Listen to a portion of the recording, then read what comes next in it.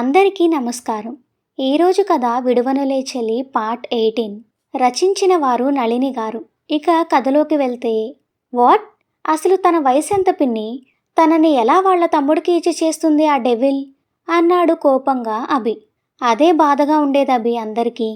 అది మాత్రమే కాదు, వాడు ఇంటికి వచ్చిన ప్రతిసారి చిన్నపిల్ల అని కూడా చూడకుండా తనని అసభ్యంగా చూడడం, తాకడం చేసేవాడంట.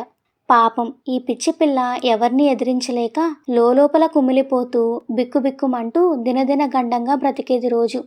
వాళ్ల పిన్ని చెప్తుంది వింటూ ఎందుకో శ్రావణిని చూడాలని అనిపించడంతో రైలింగ్ దగ్గరికి వచ్చి కిందకి చూసిన అభికి వండినవన్నీ టేబుల్ మీద పెడుతూ కనబడింది ఆమె.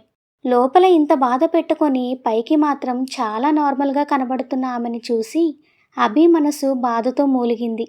తన బాధ చూసి ఊర్లో అందరికీ పాపం అనిపించినా కట్టుకున్న భర్తే నోరు మూసుకున్నప్పుడు ఎవరు మాత్రం ఏం చేయగలరు? కానీ ఇన్ని బాధలు ఉన్న తనకి దేవుడు అన్యాయం చేయడు అని నమ్ముతూ వచ్చాం. అందరం అనుకున్నట్టే అనుకోకుండా నీతో పెళ్లి చేసి దేవుడు తన ఉనికిని చాటుకున్నాడు.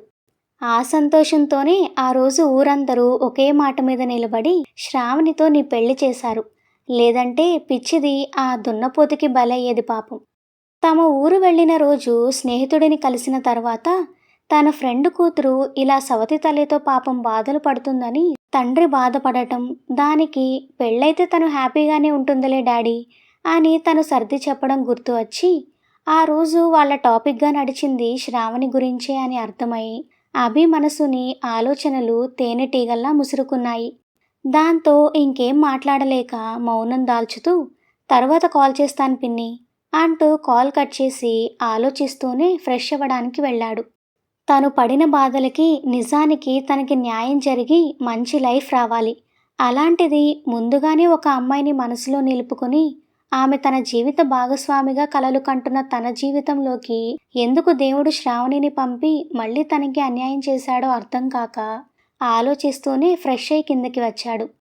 తన పని అయిపోవడంతో చేతులు కడుక్కొని చున్నీతో తుడుచుకుంటూ హాల్లో ఉన్న టీవీ దగ్గరికి వచ్చి సోఫా ముందు కింద కూర్చుంటున్న శ్రావణిని చూసి మెట్లు దిగి కిందకి వచ్చి, శ్రావణి ఎందుకు కింద కూర్చున్నావు, పైన కూర్చో అని సౌమ్యంగా చెప్పాలని మనసులో ఉన్నా ఆ మాట బయటకు రాక అలా ఎందుకు అవుతుందో అర్థం కాక తికమక పడుతూ చివరికి ఎప్పటిలాగానే, ఏయ్ ఎందుకే కింద కూర్చున్నావు, ఈ సోఫాలున్నది మనుషులు కూర్చోవడానికే, లేచి పైన కూర్చో, పల్లెటూరు మొద్దువి అనిపించావు అంటూ కసురుకొని చివరికి హమ్మయ్య అనుకున్నాడు తనకి తానే.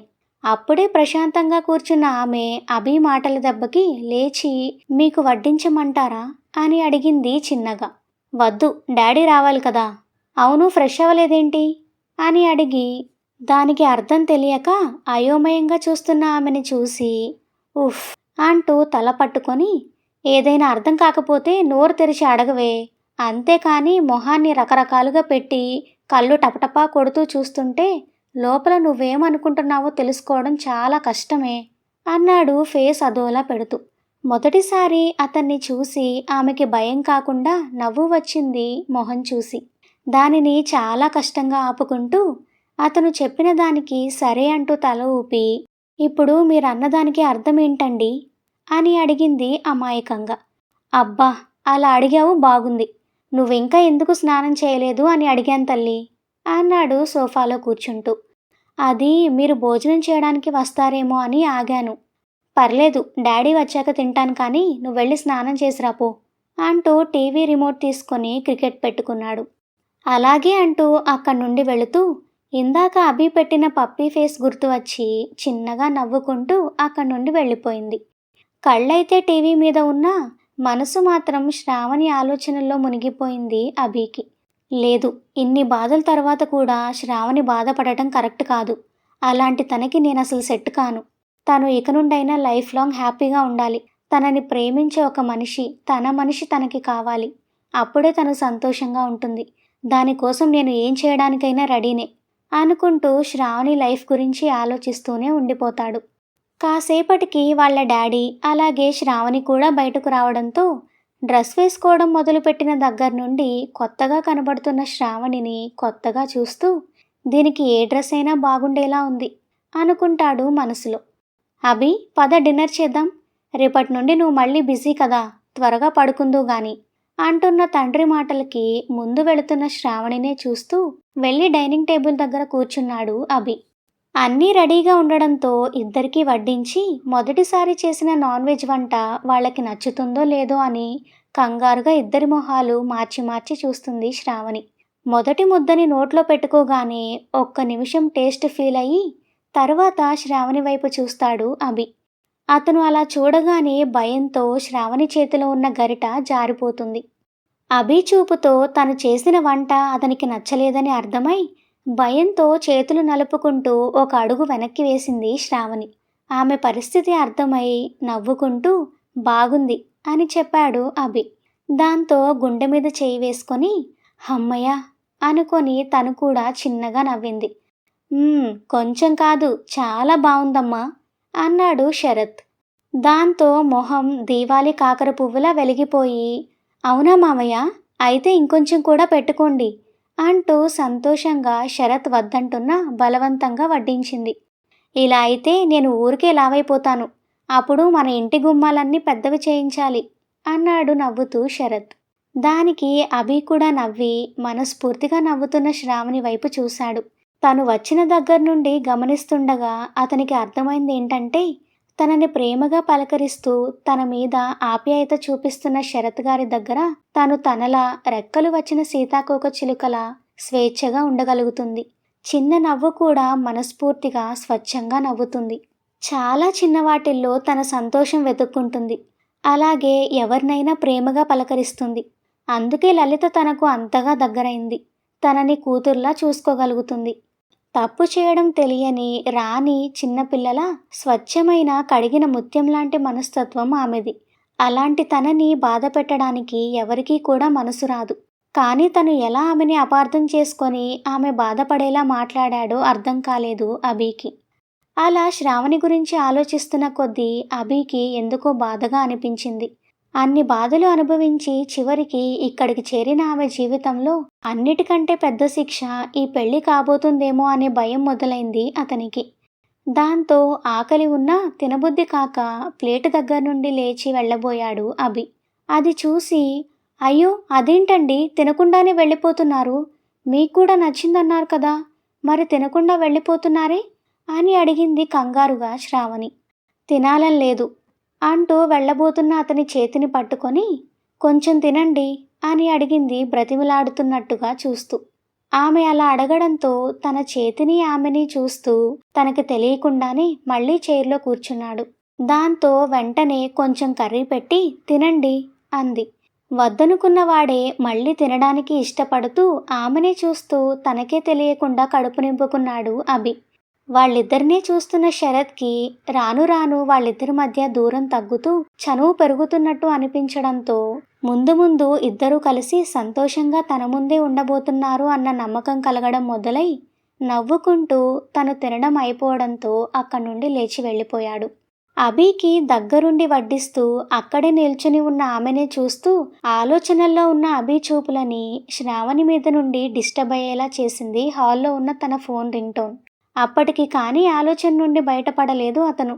ఫోన్ రింగ్ అవ్వటంతో అక్కడి నుండి లేచి హ్యాండ్ వాష్ చేసుకొని నువ్వు కూడా త్వరగా తినేసి పడుకో అని శ్రావణికి చెప్పి ఫోన్ తీసుకున్నాడు చేతుల్లోకి.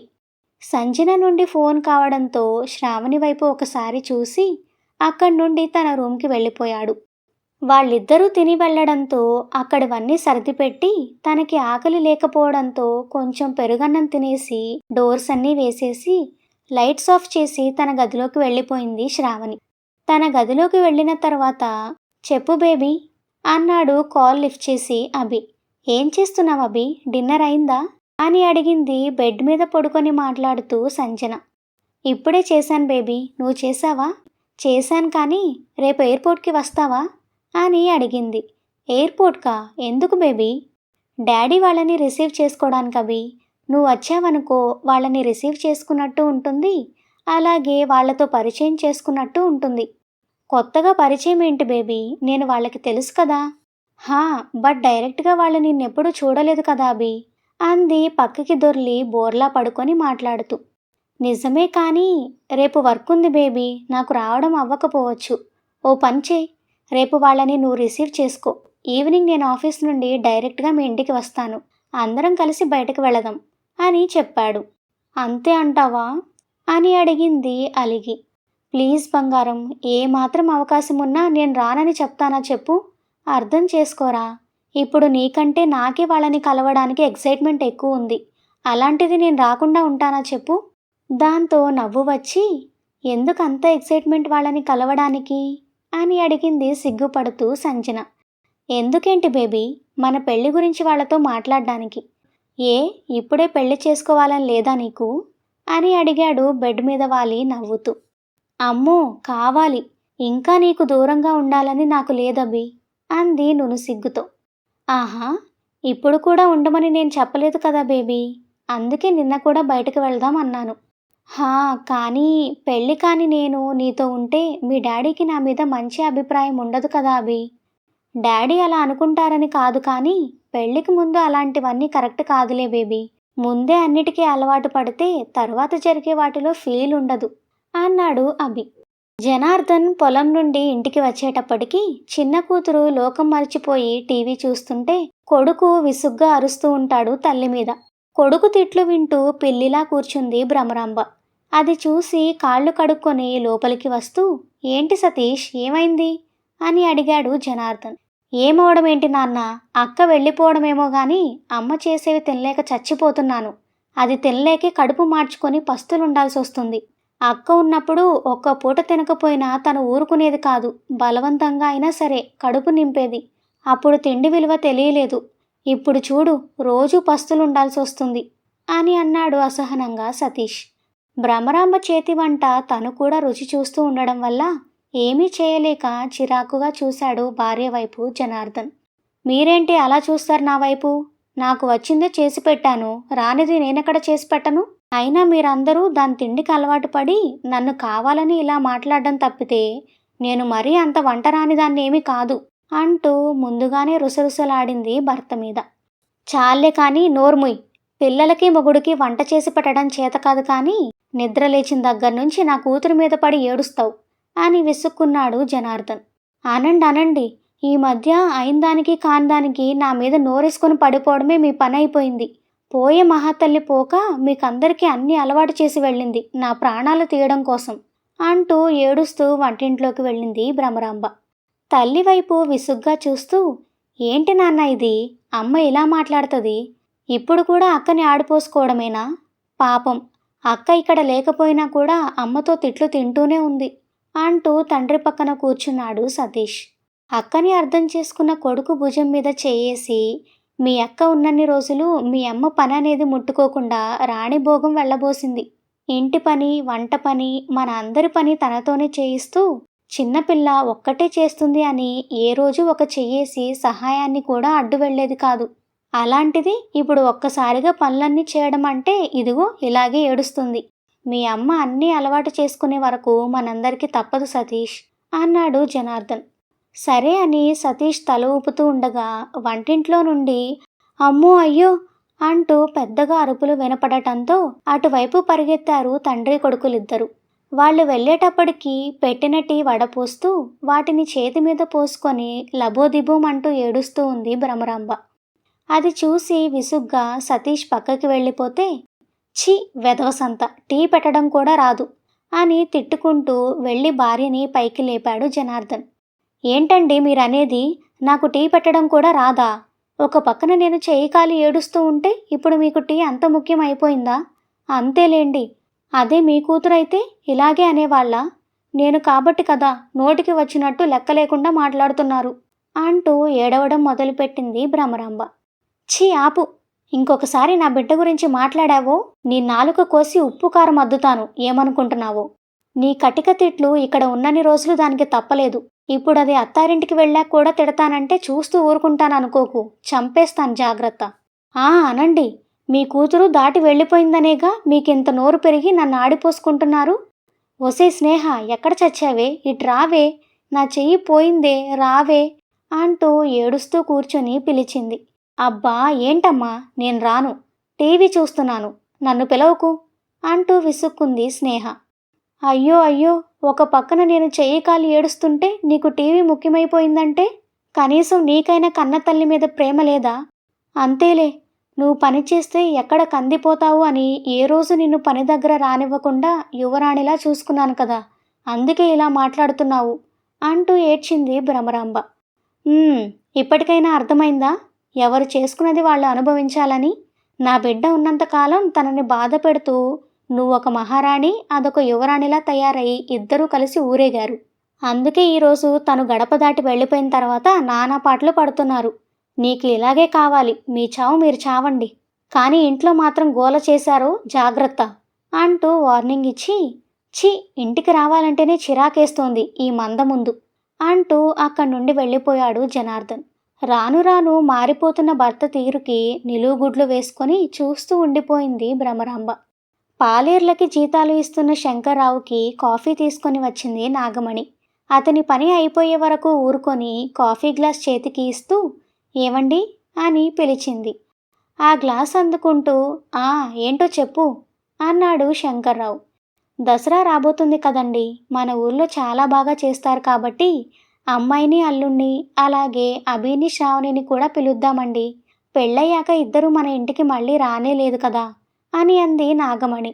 కొడుకు కోడలు సంగతి నాకు తెలియదు, కానీ కూతురు అల్లుడు మాత్రం రావడం కుదరదని చెప్పారు. నేను నిన్నే ఫోన్ చేశాను. వాళ్ళు అమెరికా వెళ్ళడానికి కావలసిన ఏర్పాట్లేవో చేసుకుంటున్నారంట, కాబట్టి రావడం కుదరదని నిన్నే చెప్పేశారు. ఇక అభి విషయం అంటావా? అది నీ ఇష్టం, అది నాకు చెప్పి చేయాల్సిన అవసరం లేదు అన్నాడు శంకర్రావు. మార్నింగ్ 8 గంటలకి లేచిన అభి సంచిన దగ్గర నుండి వచ్చిన గుడ్ మార్నింగ్కి రిప్లై ఇచ్చి ఒళ్ళు విరుచుకుంటూ బయటికి వచ్చి కిందకి చూశాడు.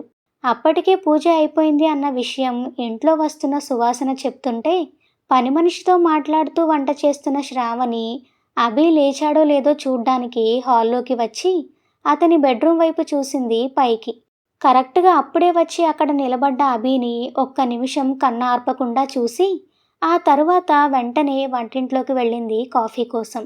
ఆమె వచ్చి వెళ్ళిన దాన్ని బట్టి తను లేవడం కోసం చూస్తుంది అన్న విషయం అర్థమై తనని అలా పట్టి పట్టి చూస్తుంది ఎందుకు అనుకుంటూ బ్రష్ చేసుకుని కిందకి వెళ్ళాడు అభి. అభి రావడమే కాఫీ తీసుకుని వచ్చి అతని చేతికి ఇచ్చి వెనక్కి తిరిగి వెళ్ళబోతున్న ఆమె చేయి పట్టుకొని ఆపి, ఎక్కడికి పరిగెడుతున్నావు అని అడిగాడు అభి. అతను తన చేయి పట్టుకోవడంతో కంగారు పడుతూ, అది మీకు నాష్టా తయారు చేస్తున్నాను అని చెప్పింది చిన్నగా. అదేంటో అర్థం కాక, ఏంటి, ఏం చేస్తున్నావు అని అడిగాడు మొహం చిట్లించి. అభికి అర్థం కాలేదు అని అర్థమై అది అది అంటూ టిఫిన్ అనే వర్డ్ గుర్తురాక ఆలోచిస్తూ టెన్షన్ పడుతూ నించుంది. ఇంతలో గిన్నెలు కడిగే పని అయిపోవడంతో చేతులు తుడుచుకుంటూ వచ్చిన పని మనిషి, అదే బాబు, మీకోసం టిఫిన్ తయారు చేస్తున్నారు అమ్మాయి గారు అని చెప్పింది. ఓ అదా, అది చెప్పడానికా తెగ చించేసుకుంటున్నావు? వచ్చిరాని నవ్వు నవ్వి ఊరుకుంది శ్రావణి. హహ, అవును బాబు అని నవ్వి, కానీ బాబు, అవన్నీ తెలియకపోయినా అమ్మాయి గారు మాత్రం మహాలక్ష్మి లాంటి వాళ్ళు. కాదు బాబు, నిజంగా మహాలక్ష్మినే అనుకోండి. చాలా మంచివారు, ఏ కల్మషం లేకుండా మాట్లాడతారు, చిన్నపిల్లలాగా. అది నిజంగా చిన్నపిల్లే, ముందు అది తెలుసుకో అని మనసులో అనుకొని కాఫీ తాగడం మొదలుపెట్టాడు. పైగా మీ ఇద్దరి జంట చాలా చూడముచ్చటగా ఉందనుకోండి. అమ్మాయి గారు మీకు సరైన జోడి. మాకెవ్వరికీ పప్పన్నం పెట్టకుండా పెళ్లి చేసుకుని వచ్చినా కూడా మంచి అమ్మాయిని తీసుకొచ్చుకున్నారు అంటూ ఇద్దరికీ కలిపి చేతులతో దిష్టి తీసి నవ్వుతూ నిలబడింది. ఆమె మాటలకి కంగారుగా అభి వైపు చూసింది. తనని భార్య అంటే అతనికి కోపం వస్తుంది అని తెలిసిన శ్రావణి ఆమె ఊహించినట్టే, ఓహో ఆగాగు, ఇంక ఇంతవరకు చెప్పింది చాలు, కానీ ఇక వెళ్ళు. అలాగే దీని తింగరతనంతో నిన్ను పనికి వద్దు అని చెప్పినా నాకు చెప్పకుండా నువ్వు పని మానకు అని చెప్పాడు అభి. అలాగేనండి అంటూ నవ్వుతూ అక్కడి నుండి వెళ్ళిపోయింది ఆమె. అతను కోపంగా ఉంటాడు అని తను కూడా అక్కడి నుండి మెల్లిగా లోపలికి వెళ్ళబోయిన శ్రావణిని ఆగమని, నీ చేయి నొప్పి తగ్గిందా అని అడిగాడు. తగ్గిందండి అని గిరగిరా తిప్పింది తలని. ఏది చూపించు అంటూ తన డ్రెస్ ఫుల్ హ్యాండ్ వెనక్కి తీయబోయాడు. దాంతో ఒక్కసారిగా అతని నుండి తన చేతిని లాక్కొని భయంగా చూసింది అతని వైపు. ఏయ్ ఏమైంది? ఎందుకలా లాక్కుంటున్నావు? చూపించు అన్నాడు కోపంగా నొసలు ముడివేసి చూస్తూ. నేను చూపిస్తాను అంటూ తడబడుతూ తనే చూపిస్తుంది చేతిని. ఆమె బిహేవియర్ కొత్తగా అనిపించి విచిత్రంగా చూస్తూనే, ఏయ్ మళ్ళీ డ్రెస్సింగ్ చేసుకోవాలి, ఇది తడిచిపోయింది కదా అన్నాడు. అర్థం కాక చూస్తున్న ఆమెని చూసి ఉఫ్ అంటూ తనే వెళ్ళి ఫస్ట్ ఎయిడ్ బాక్స్ తెచ్చి ఆమెని సోఫాలో కూర్చోపెట్టి చేతికి కట్టు కడుతూ, డాడీకి ఈ విషయం చెప్పావా అని అడిగాడు. "మ్హూ" అంటూ తల అడ్డంగా తిప్పింది అమాయకంగా. ఎందుకు చెప్పలేదు అని అడిగాడు తన వైపే చూస్తూ. మీతోనే కదా నేను బయటకు వచ్చింది, అయినా కూడా ఇలా జరిగింది అంటే మావయ్య మిమ్మల్ని తిడతారు కదా, అందుకే చెప్పలేదు అని చెప్పింది నిజాయితీగా. డాడీ నన్ను తిడతాడని ఎందుకు అనుకుంటున్నావు? మా ఇంట్లో నేను ఇంటి నుండి బయటికి వెళ్ళాలి అంటే మా తమ్ముడితోనే కదా వెళ్తాను. అలాంటప్పుడు వాడు మళ్ళీ నన్ను జాగ్రత్తగా ఇంటికి తీసుకురాకపోతే మా నాన్న వాణ్ణి తిడతాడు కదా, అందుకే అలా అన్నాను. ఏమైనా తప్పుగా అన్నానా అని అడిగింది అమాయకమైన కళ్ళని టపటపలాడిస్తూ. అలాంటి ఆమె కళ్ళలోకే చూస్తూ, తిడితే ఏమవుతుంది, తప్పు చేస్తే తిడతారు కదా అని అడిగాడు అతను. హా నిజమే, తప్పు చేస్తే తిడతారు, కానీ నిన్న మీరేం తప్పు చేయలేదు కదా. నిజానికి నేనే మీ వెనక రాకుండా తప్పు చేశాను. మరి నా తప్పుకి మిమ్మల్ని తిట్టడం అన్యాయం కదా. పైగా నా వల్ల మీ ఇద్దరి మధ్య గొడవ రావడం నాకు ఇష్టం లేదు, అందుకే చెప్పలేదు, చెప్పను కూడా అంటూ కట్టుకట్టడం అవ్వడంతో డ్రెస్ సరిచేసుకొని అక్కడి నుండి వెళ్ళిపోయింది. అవతల వాళ్ల తప్పు ఉన్నా లేకపోయినా ప్రతి చిన్న విషయానికి కావాలని గొడవపడి పెద్దది చేసి అవతలి వాళ్ల మీద ఆ నేరం నెట్టేసి మనుషుల్ని చాలామందినే చూశాడు తను. కానీ జరిగింది తెలిస్తే వాళ్ళ డాడీకి తనకి రిలేషన్ మధ్యలో ప్రాబ్లం వస్తుందేమో అని తన మీదే అంతా వేసుకుంటున్న శ్రావణి తీరు అతనికి చాలా ఆశ్చర్యంగా ఉంది. అభి ఆఫీస్కి వెళ్లే వరకు కాల్లో అతనితోనే మాట్లాడుతూ ఉంది సంజన. ఆఫీస్కి వెళ్ళిన తర్వాత కూడా తను నిద్ర లేచిన దగ్గర నుండి వాళ్ళ పేరెంట్స్ కోసం ఎయిర్పోర్ట్కి వెళ్ళడం వరకు మినిట్ టు మినిట్ అతనికి అప్డేట్ ఇస్తూ ఉంది, మెసేజ్ లేదా వాయిస్ మెసేజ్తో. అలా ఈవినింగ్ వరకు అభికి అన్నీ తెలియజేస్తూ తన పేరెంట్స్ వచ్చిన తర్వాత వాళ్లతో కలిసి కొన్ని సెల్ఫీస్ కూడా తీసి అతనికి సెండ్ చేసి ఆఫీస్ టైం అయిపోయిన నెక్స్ట్ మినిట్ అతనికి కాల్ చేసింది. స్టోరీ ఇంకా కొనసాగుతుంది. నెక్స్ట్ ఎపిసోడ్ కోసం మా ఛానల్ను సబ్స్క్రైబ్ చేసుకోండి. అలాగే స్టోరీ మీకు నచ్చినట్లయితే వీడియోని లైక్ చేసి కామెంట్ చేయండి. Thank you for listening.